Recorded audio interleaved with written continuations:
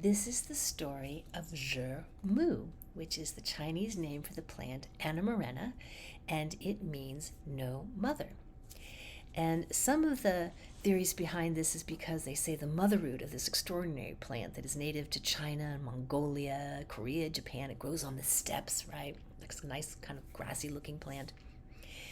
Is that the mother root, the offshoots are the daughter roots. So some people say, oh, that's why it's called no mother, right? That's a know your mother, right? Not like no mom. It's no, Know. Here's the story. So it is said in the tradition that there was this beautiful wise woman, and she was getting considerably older. She'd spent her life studying herbalism and botany and the body and healing, and she really knew a lot. And she was getting on in years, and she was tired of wandering, and she was looking for an apprentice, somebody to pass on this amazing knowledge that she had, and that few others, knew about or had themselves.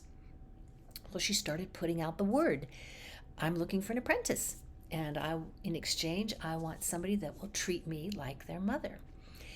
And so word started to get out, and this young man heard that, and he goes, oh my God, I'll do that. I'll take her into my home and treat her like my mother, because I'll become rich with all the knowledge that she has, because she was quite well known in these areas. She'd taken a lot of people back from the brink of death, as this herb can do for you, right? And we'll talk about that at the end, just in case you're not familiar with it. So he takes her in, and for like a whole week, he wines and dines her and takes good care of her. And then he says, okay, share your information with me. And she's like, oh, no, I'm not going to do that for several years. And he's like, what? Out. And she's back out on the street wandering again. And finally, the story again is spreading, and a really rich man hears about it. And he goes, oh, well, that would be great. I'm in herbs, and I could, if I knew more about what they did, I could sell even more. So he brings her into his house. And a month or two goes by this time, and he's been feeding her, and finally he's like, okay, I'd like to know some of this information that you promised in exchange. I've been kind of giving you a lot for several months now. She's like, no, I'm not going to share anything for a couple years. And he's like, yeah, I'm sorry, lady. Out you go. Maybe she doesn't really know anything, even though her fame has spread far and wide. So out she goes again, and she's wandering, and time goes by. And slowly but surely, people just start to kind of think maybe she's just a little crazy. And finally, one day, she's just exhausted. She's tired. And, she wants to share what she has, and there isn't anybody to give it to. And she sits down on a doorstep. And it's of this woodsman, and he comes by and he sees her, and he's like, oh, lady, come in. Clearly you're hungry and you're tired. Let my wife and I feed you. And they do.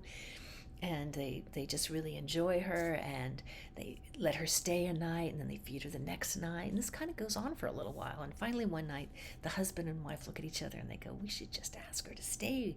And so they do. They say, ma'am, we no longer have mothers, and we would love to take you in to be our mother. Right? This is a revered position in these cultures, right? You want mother energy. You want yin. It moistens, it nourishes, it cools, and that's what this herb does.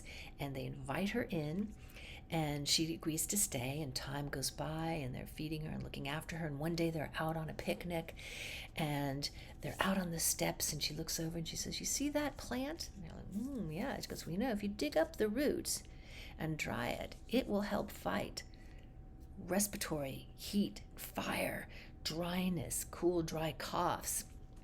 And they're like, really? So they dig some up, and she's, do you know why I'm telling you this after all this time? Because it's not like they hadn't walked by the plant before.